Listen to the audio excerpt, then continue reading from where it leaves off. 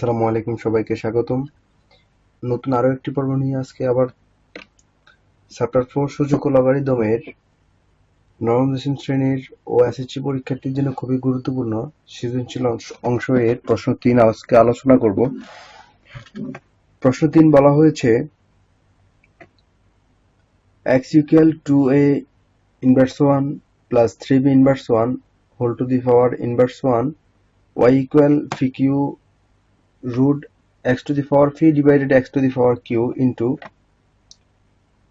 qr root x to the power q divided x to the power r into r phi root x to the power r divided x to the power phi এবং z equal 5 to the power m plus 1 divided 5 to the power m whole to the power m minus 1 ভাগ 25 to the power m plus 1 5 to the power m minus 1 whole to the power m plus 1 যেখানে অর্থাৎ এখানে x y ও z এর মান দেওয়া রয়েছে, যেখানে বলা হয়েছে x phi q r হচ্ছে 0 থেকেও ঊর্ধ্বে। তাহলে আমাদের এখানে বলা হয়েছে x এর মান নির্ণয় করার জন্য। তাহলে আমরা এখানে x এর মান নির্ণয় করব। তারপরে এখানে দেখাও যে y plus 4 root 81 equal to 4, অর্থাৎ এখানে প্রশ্নপত্রতে উল্লেখ করা আছে 5 যদি উল্লেখ করা থাকে তাহলে আমাদের এখানে আমরা 5 এ অ্যান্সারটি বরাবর আসে না, এটি ভুল আছে। 100% এখানে 4 দিয়ে করলে আমাদের 100% মিল আসবে, অর্থাৎ left hand side and right hand side আমাদের অ্যাকুরেট হবে। যাদের বইতে 5 রয়েছে তারা 4 করে দিবে, তাহলেই হবে। তাহলে এখানে right hand side and left hand side আমাদেরকে দেখাতে হবে। তাহলে আমরা এখানে লেফট হ্যান্ড সাইড দিয়ে শুরু করব, রাইট হ্যান্ড সাইডে গিয়ে আমরা শেষ করব। গত বলা হয়েছে দেখাও যে y ভাগ z ইকুয়াল টু 25, তাহলে এখানে y ভাগ z সমান সমান 25 আমাদেরকে দেখাতে হবে। তাহলে আমাদেরকে এখানে তিনটি প্রশ্ন করতে হবে। প্রথম প্রশ্নটার মান হচ্ছে 2, দ্বিতীয় প্রশ্নের মান হচ্ছে 4, তৃতীয় প্রশ্নের মান হচ্ছে 4। এই হলো আমার টোটাল 10 নাম্বার। তাহলে আমি এখানে 3 নং প্রশ্নের সমাধান করব। এখানে আমি প্রথমে x এর মান নির্ণয় করার জন্য x এর মানগুলো নিয়ে নেব। তাহলে আমাকে দেওয়া আছে দিয়ে x এর x equal 2a inverse 1 plus 3b inverse 1 whole to the power inverse 1 এর মানটা নিয়ে এসেছি উদ্দীপক থেকে। তাহলে এখানে আমি কি করেছি, এখানে 2a inverse 1 মানে হচ্ছে আমার 2/a plus 3/b whole to the power -1। তাহলে এখানে এই -1 কে যদি আমরা আবার ভগ্নাংশে রূপান্তর করি, এখানে আমি আগে ভগ্নাংশ করি নাই, আগে করেছি এখানে লসাগু করেছি। তাহলে এখানে আমি হরগুলোকে লসাগু করেছি, আমার এবি হয়েছে। এবি হওয়ার পরে আমি এখানে এবি দ্বারা এ কে ভাগ করেছি, ভাগ করে আমি পেয়েছি ভি। তাহলে এই ভি দ্বারা আমি 2 কে গুণ করেছি 2b প্লাস যেভাবে সেভাবে রেখেছি। বি এবি দ্বারা আবার বি কে ভাগ করলাম, আবার থাকতেছে এ। এ দ্বারা যখন 3 কে গুণ করলাম তখন আমার হচ্ছে 3a। তাহলে এখানে কিভাবে হয়েছে 2b plus 3a divided ab whole to the power -1। আশা করি বুঝতে পেরেছো। তারপরে এখানে যেহেতু -1 2b plus 3a divided ab রয়েছে, এটাকে যখন আমি আবার -1 এ করব, তার মানে এই যে ব্র্যাকেটের ভিতরে যে সংখ্যাগুলো রয়েছে ব্র্যাকেটের ভিত্তি হচ্ছে 1, তাহলে এখানে 1 দিব। এখানে 1 divided 2b plus 3a divided ab, এটা আমার হচ্ছে আমি যখন করেছি এখানে ইনভার্স 1 করেছি, ভগ্নাংশে রূপান্তর করেছি, সেই ক্ষেত্রে আমার এটা হয়েছে। আর দেন আমি এখানে কি করেছি, আমি এখানে দেখতে পাচ্ছি আমার এখানে শুধুমাত্র 1 রয়েছে, 1 divided 2b plus 3a ab। তাহলে আমার এখানে উপরে একটি ভগ্নাংশ রয়েছে, নিচে একটি ভগ্নাংশ রয়েছে। তাহলে এই উপরের ভগ্নাংশটি যেভাবে আছে সেভাবেই থাকবে, আর নিচের ভগ্নাংশটি সব সময় যদি আমরা ভাগ থেকে গুণে রূপান্তর করি তাহলে আমাদের এখানে হবে এই লব হয়ে যাবে হর, আর হর হয়ে যাবে লব। তাহলে এখানে দেখো আমার কি হয়েছে, ইকুয়াল টু আমি এখানে হরকে লবে রূপান্তর করেছি ab, আর লবকে এখানে হরে রূপান্তর করেছি 3a প্লাস 2b।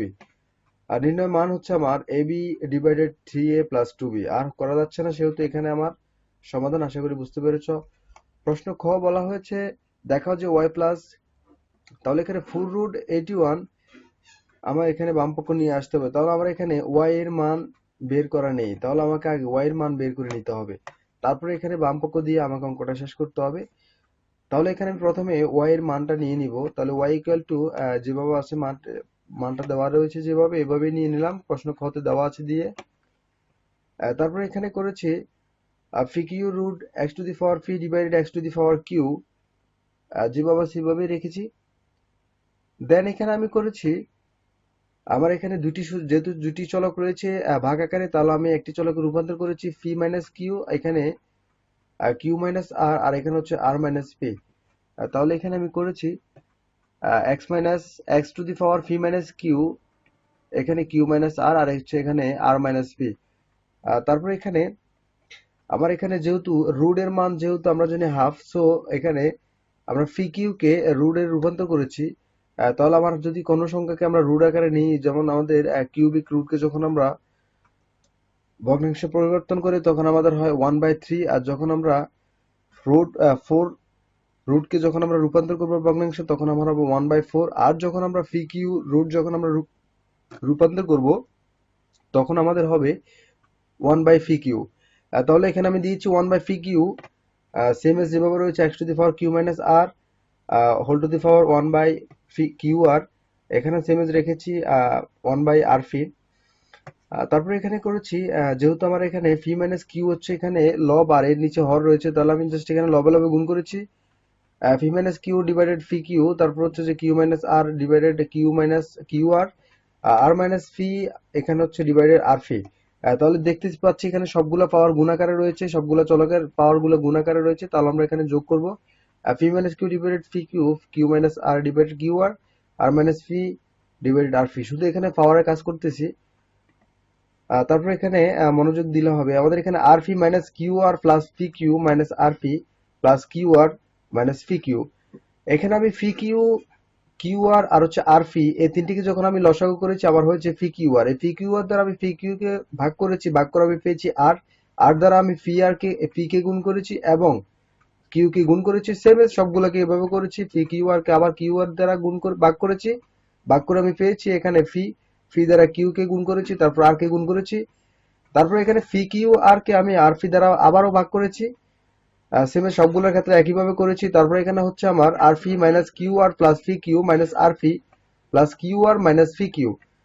তাহলে এখানে কাটাকাটি করলাম, কাটাকাটি করে হচ্ছে আমার জিরো। তাহলে জিরো যেহেতু আমার এখানে 0/ফি কিউ আর, তার মানে এখানে মান হচ্ছে zero, x to the power zero যদি হয় তাহলে আমার হচ্ছে 1। সো এখানে ওয়াই এর মান হচ্ছে 1 আমরা পেয়েছি। তাহলে আমরা বাম পক্ষ দিয়ে শুরু করব ওয়াই প্লাস 4√81। তাহলে 4√81 হচ্ছে আমার এটা বাম পক্ষ প্রশ্নটি এখানে এনেছি। তারপরে এখানে ওয়াই এর মানটা বসিয়েছি প্লাস, তারপরে এখানে করেছি 4 রুটকে যখন আমি যেভাবে সেভাবে রেখেছি, আর 81 কে যখন আমি কি করেছি লসাগু করেছি তখন আমার হয়েছে 3 চারটি হয়েছে, তার মানে 3 টু দি পাওয়ার 4। তাহলে এখানে 4 আর 4 রুটে কাটা, তাহলে থাকছে শুধু 3, 1 প্লাস 3, তাহলে হচ্ছে এখানে ইকুয়াল টু 4। বাম পক্ষ ডান পক্ষ দেখানো হলো, আশা করি বুঝতে পেরেছ। তারপরে এখানে গগল হয়েছে ওয়াই ভাগ জেড ইকুয়াল টু 25, আমাদেরকে এখানে প্রমাণ করতে হবে আর দেখাতে হবে। যেহেতু আমাদের এখানে দেখাতে হবে ওয়াই ভাগ জেড ইকুয়াল টু 25, তাহলে আমরা এখানে দেখাবো প্রথম আমরা ওয়াই এর মান এবং জেড এর মানটা উল্লেখ করবো। তাহলে আমরা এখানে খ হতে পাই, তো আমরা ওয়াই এর মান পাই, আর জেড এর মানটা শুধু আমরা নতুন করে নির্ণয় করবো। তো আমি সর্বপ্রথম জেড এর মানটাই করতেছি, দেওয়া আছে দিয়ে আমি এখানে জেড এর মানটা এনেছি। তারপরে এখানে যেভাবে উল্লেখ করা ছিল এইভাবেই এনেছি। তারপরে এখানে 5 to the power m plus 1 যেভাবে সেভাবে রাখলাম, আর এখানে পাওয়ারে গুণ করলাম m স্কোয়ার প্লাস মাইনাসে মাইনাস m এ কে m, তাহলে এখানে হচ্ছে m স্কোয়ার মাইনাস m, আর এখানে হয়েছে সেম যেভাবে সেভাবে রাখলাম, শুধুমাত্র এখানে 25 কে আমরা স্কোয়ারে পরিণত করলাম 5 স্কোয়ার। তারপরে এখানে নিচে m স্কোয়ার, অর্থাৎ আমরা জানি এটা একটা প্লাস এবং মাইনাস দুটি যেহেতু একই রূপ, তাহলে আমরা দেখতে পাচ্ছি এটা একটা সূত্রে রূপান্তর হয়ে গেছে, তার মানে হচ্ছে এটা m square a square minus b square. তাহলে এখানে 1/2 স্কোয়ার দেওয়া না দেওয়া একই কথা, তাহলে m স্কোয়ার মাইনাস 1 স্কোয়ার এটা সূত্র পরিণত হয়েছে। তারপরে দেখতে পাচ্ছ এখানে 5 to the power m plus 1 divided 5 to the power m square minus m ভাগ, এখানে আমি যেহেতু দেখতে পাচ্ছ এখানে স্কোয়ারটা পাওয়ারে রয়েছে, তার মানে পাওয়ারে গুণ করে ফেলি 2m plus 2 divided 5m square minus 1, যেভাবে সেভাবে রেখেছি। তারপরে এখানে যেহেতু দেখতে পাচ্ছ আমাদের এখানে চলক 5, এখানে চলক 5 রয়েছে ভাগাকার সম্পর্ক, তাহলে আমরা তাদের পাওয়ার গুলোকে বিয়োগ আকারে বসাবো। m plus 1 minus M square মাইনাসে প্লাস এম, তারপর ভাগ দিয়েছি, ভাগ দিয়ে করেছি এখানে সেম এজ, যেহেতু দুটি চলক একই রকম, 2m plus 2 minus M square মাইনাসে প্লাস 1। তারপর এখানে যেহেতু ভাগ রয়েছে, এখন আমরা এই ভাগটাকে যদি আমরা দেখতে পাচ্ছি আমাদের এখানে যদি এই চলকটি রয়েছে, এই চলকের সাথে সম্পর্ক হচ্ছে ভাগাকারে, ভাগাকারে আছে মানে তার মানে তাদের পাওয়ার গুলোকে বিয়োগ আকারে বসাতে হবে। তাহলে এখানে 5 to the power 2m plus 1 minus M square minus 2m plus M square plus মাইনাসে মাইনাস 3, প্লাস মাইনাস অবশ্যই করবেন, তাহলে হলে ভুল হবে। তারপরে এখানে দেখতে পাচ্ছ এখানে প্লাস মাইনাস অবশ্যই করতে হবে, প্লাস মাইনাস যদি না করা হয় তাহলে আমাদের এখানে মানটা সঠিক আসবে না। এখানে তারপর কি করেছি, 2m plus 1 minus M square minus 2m plus M square minus 3। তারপর এখানে জাস্ট এখানে 2m আর এখানে 2m কাটাকাটি করলাম, 1 আর এখানে মাইনাস 3 থেকে প্লাস 1 বাদ দিয়ে দিলাম, তারপর থাকতেছে মাইনাস 2 এম স্কোয়ার কাটাকাটি করলাম, তার মানে আমার এখানে হচ্ছে 5 টু দি পাওয়ার মাইনাস 2 হচ্ছে, 5 টু দি পাওয়ার মাইনাস 2 হচ্ছে আমার এখানে 1/5 স্কোয়ার, তার মানে 1 মানে 5 স্কোয়ার হচ্ছে 1/25। তাহলে এখানে আমি জেড এর মানটা বের করেছি, জেড এর মান বের করে তারপর আমি খ হতে ওয়াই এর মানটা নিয়ে এসেছি, ওয়াই ইকুয়াল টু 1, বাম পক্ষ দিয়ে করতেছি ওয়াই ভাগ জেড, তার মানে ওয়াই হচ্ছে 1 ভাগ জেড এর মান হচ্ছে 1/25, 1/25, তাহলে 1/25 যেহেতু আমার এখানে রয়েছে ভাগাকারে, তার মানে আমরা যদি গুণাকারে রূপান্তর করতে চাই তাহলে আমাদের এখানে লব হওয়ার হয়ে যাবে, হর লব হয়ে যাবে, তাহলে এখানে 25 লব হয়ে যাবে আর 1 হর হয়ে যাবে, তাহলে এখানে 1 ইন্টু 25/1, তার মানে হচ্ছে 25 বাম পক্ষ এবং ডান পক্ষ দেখানো হলো। আশা করি বুঝতে পেরেছো। ভিডিওটি ভালো লাগলে লাইক করবে, কমেন্টস করবে।